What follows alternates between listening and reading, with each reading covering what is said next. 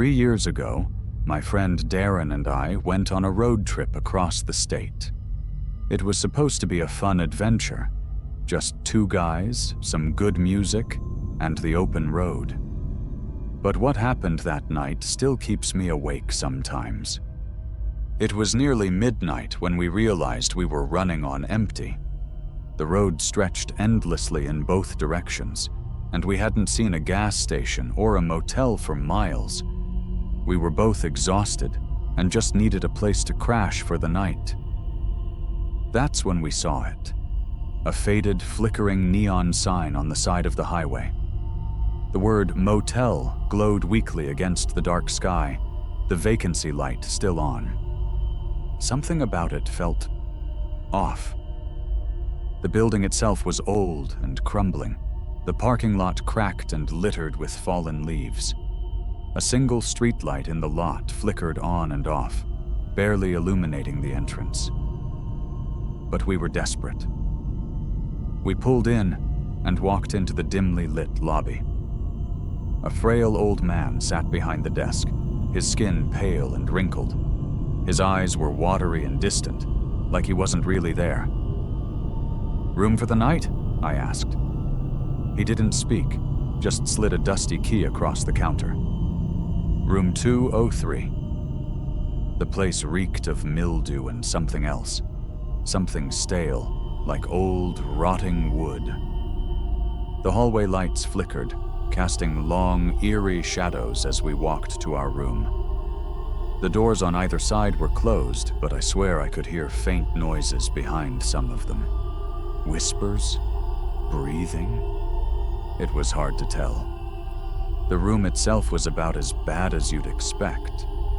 The wallpaper was peeling, the carpet was damp in spots, and the air was thick and heavy, like it hadn't been properly ventilated in years. A single yellowing lamp sat on the nightstand, barely bright enough to see across the room. "I don't like this place, man," Darren muttered, tossing his bag onto the bed. "Something's off." I agreed, but we were too tired to be picky. We locked the door, checked the windows, and decided to get some rest. At around 2 a.m., I woke up. At first, I wasn't sure why. The room was silent except for the faint hum of the old air conditioning unit. Then I heard it. Shuffling. Footsteps moving slowly down the hallway.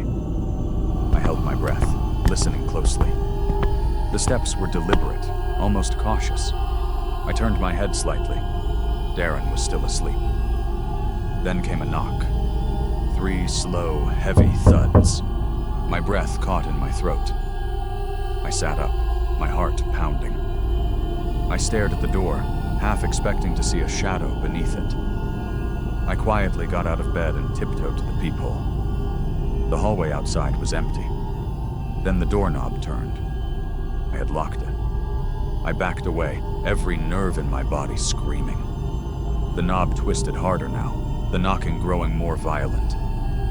Then, silence. I stood frozen, listening for anything, any sign that someone was still there. After a long minute, I forced myself to look through the peephole again. Still nothing. But then, I swear to God, I saw something shift in the corner of my vision. A shadow. Not a person. Not fully. It moved unnaturally, just at the edge of the hallway, where the light barely reached. It was like it knew I was watching. I backed away from the door, my skin crawling. I shook Darren awake, whispering that we needed to leave. Now he groggily agreed, sensing the fear in my voice. We threw our things together and waited until the first crack of dawn before stepping outside. The hallway was dead silent. The front desk was empty. No sign of the old man. No guests, no staff. The entire motel was abandoned. We hurried to the car, but just as I put the key in the ignition, Darren grabbed my arm. "Dude." He was staring at the motel window. "Room 203. The curtains were open, and standing there, watching us, was a figure. Not the old man. Not anyone I could describe. Just a shadow. I slammed my foot on the gas and peeled out of the parking lot. We didn't stop until we were miles away. Later that day, we stopped at a gas station. I mentioned the motel to the cashier. He gave me a weird look. That place? It's been abandoned for over 10 years. Burned down after some people went missing there. We never looked back.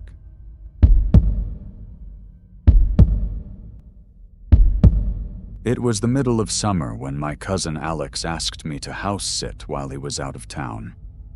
His place was a bit old, a creaky 2-story house on the edge of town. But I didn't mind. He left me a list of things to do.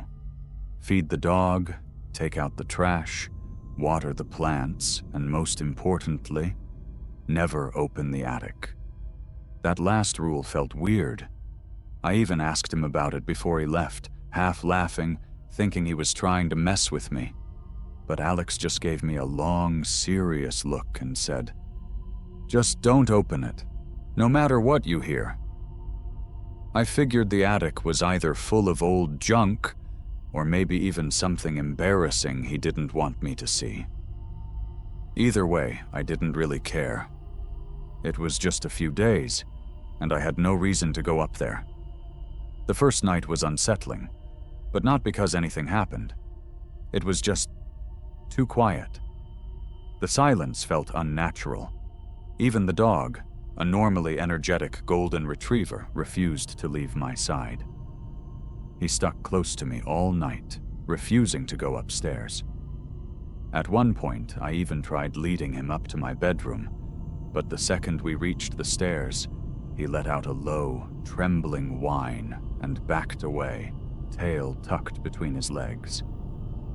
That should have been my first warning. It was around 2 a.m. when I finally started dozing off on the couch. The dim light of the television flickered against the walls, and the only sound was the low hum of the AC. My eyelids were getting heavier by the second when I heard it. A slow, dragging sound, coming from above me. At first I thought maybe I was imagining it, but then it came again. A heavy, deliberate movement across the attic floor. It didn't sound like settling wood or an animal. It sounded like footsteps. Light, measured steps, pacing back and forth. I sat up, every nerve in my body on high alert. My first instinct was to rationalize it. Maybe it was just the house settling, or maybe Alex had a raccoon problem he forgot to mention. But the longer I listened, the more certain I became that this wasn't random.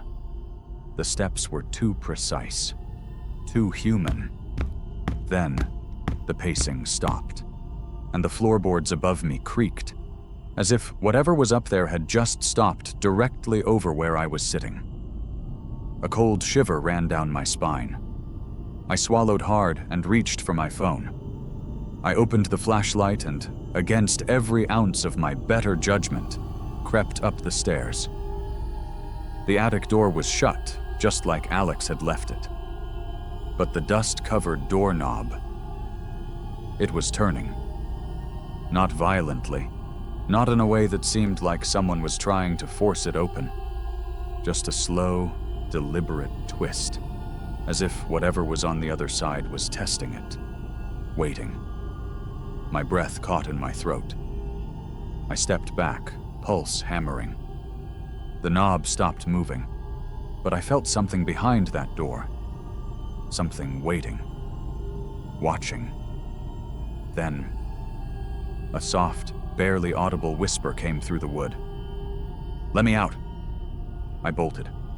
I didn't care if I looked stupid. I ran straight to the bathroom, locked the door, and sat there in silence until the sun came up. The dog never left my side. His ears perked, his body rigid, as if he was listening for the same thing I was. The next morning, I packed my bags and called Alex. I told him everything. The footsteps, the turning doorknob, the voice. As I spoke, there was a long silence on the other end. Then, finally, He let out a heavy sigh and muttered, "I was hoping it wouldn't notice you." My blood ran cold. "What the hell does that mean, Alex?" But he just said, "I'll explain later." He never did. And I never went back to that house. To this day, I don't know what was up there. I don't know if it was something Alex knew about or something he had been trying to ignore. But sometimes, late at night, when everything is quiet, I still hear it in my head. That slow, deliberate whisper. "Let me out."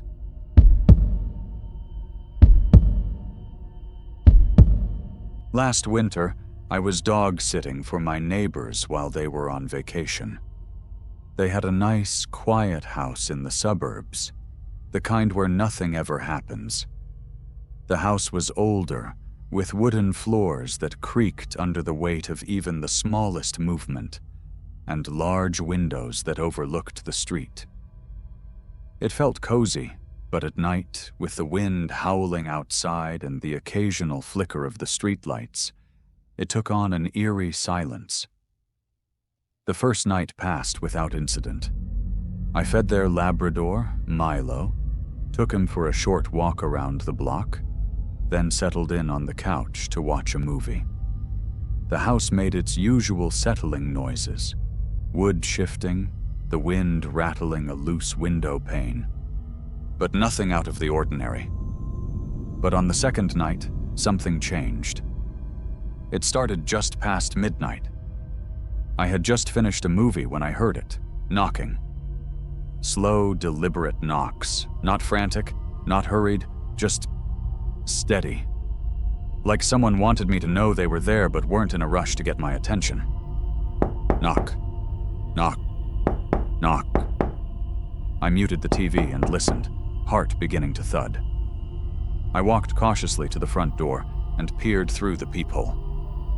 Nothing. The porch was empty, the street still. The wind had picked up, rustling the few remaining leaves on the trees, but no sign of anyone at the door. Figuring it had to be the wind knocking something against the house, I turned back to the couch. Then, my phone buzzed. A text from an unknown number. "Why won't you let me in?" A shiver ran down my spine. The room suddenly felt colder. My hands tightened around my phone as I stared at the message, my mind racing. I swallowed hard, telling myself it was just some prank, but my gut told me otherwise. I turned back to the door, double-checking that it was locked. The peephole was empty, but I stayed there, waiting, listening. For a long moment, nothing happened. Then, the knocking started again. This time, it wasn't coming from the front door. It was coming from the back. My breath hitched, my heart pounded in my chest. The back door led to a small, fenced yard. No one should have been back there. Milo, who had been sleeping by the couch, lifted his head, ears perking up as he stared toward the kitchen where the back door was. He let out a low growl, the kind that sent chills down my arms. I grabbed his collar and slowly backed towards the hallway, my mind screaming at me to get out of the house, but my legs felt frozen in place. The knocking came again, softer this time, more deliberate. I needed to see. I had to know. Gripping my phone tightly, I crept toward the back of the house. The kitchen was dark, the only light coming from the digital clock on the microwave. The knocking had stopped, but as I approached the sliding glass door, I could see the condensation of breath on the outside of the glass. Someone had been standing there, watching. I flicked on the porch light. Nothing. The yard was empty. The fence gate was still locked. No footprints in the thin layer of snow except for Milo's from earlier. But someone had been there. I could feel it. I didn't sleep that night. I locked myself in the bedroom with Milo curled up beside me, his ears twitching at every little sound. I kept my phone in my hands, the unknown number's message still open on the screen. I wanted to reply, to demand to know who it was, but something told me not to. When morning finally came, I checked every inch of the house before letting Milo outside. Nothing was out of place, but the unease didn't leave me. When the neighbors returned, I decided to check their security cameras. I sat at their kitchen table, scrolling through the footage on their laptop. At 3:12 a.m., the screen flickered. The footage cut out completely for exactly 7 minutes. When it returned, everything was the same, except there was a single wet footprint by the back door. Barefoot. Human. And the condensation on the glass. It hadn't faded until sunrise. I never stayed at their house again.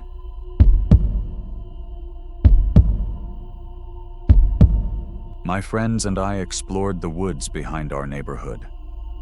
There was an old drainage tunnel, half hidden beneath the overgrowth.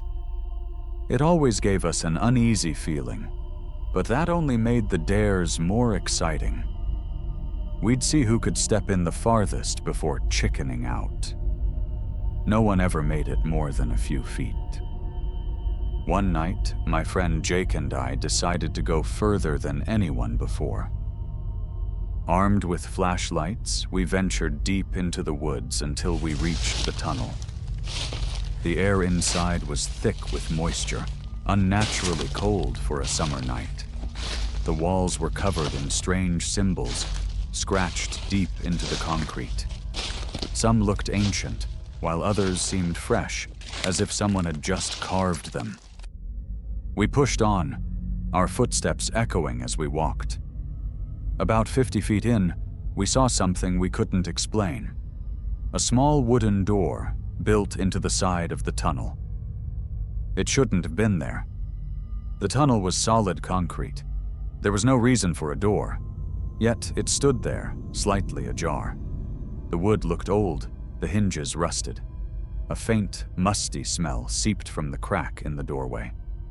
Jake reached out and hesitated. "Do you hear that?" he whispered.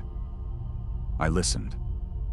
At first there was nothing, just the dripping of water. But then a faint sound, a soft creak, like wood bending under weight. Jake pushed the door open. Inside was a small, dimly lit room. A table sat in the center, covered in dust and old food scraps. The air was heavy with decay. A tattered bed was shoved against the wall, the blankets in disarray, as if someone had been there recently. Then we heard footsteps. Slow. Measured. Coming from the dark hallway beyond the room. We froze. A chill ran through me. The sound was getting closer. "Go!" I hissed, grabbing Jake's arm. We sprinted back through the tunnel, our breath ragged. The footsteps behind us quickened. I could feel something right behind me, the hairs on my neck standing on end. We burst out of the tunnel, collapsing onto the dirt. The woods were eerily silent. We turned to look. Nothing followed us. The next morning, we returned with more friends, determined to prove what we had seen. The tunnel was still there, but the door was gone. Just smooth, unbroken concrete where it had been the night before.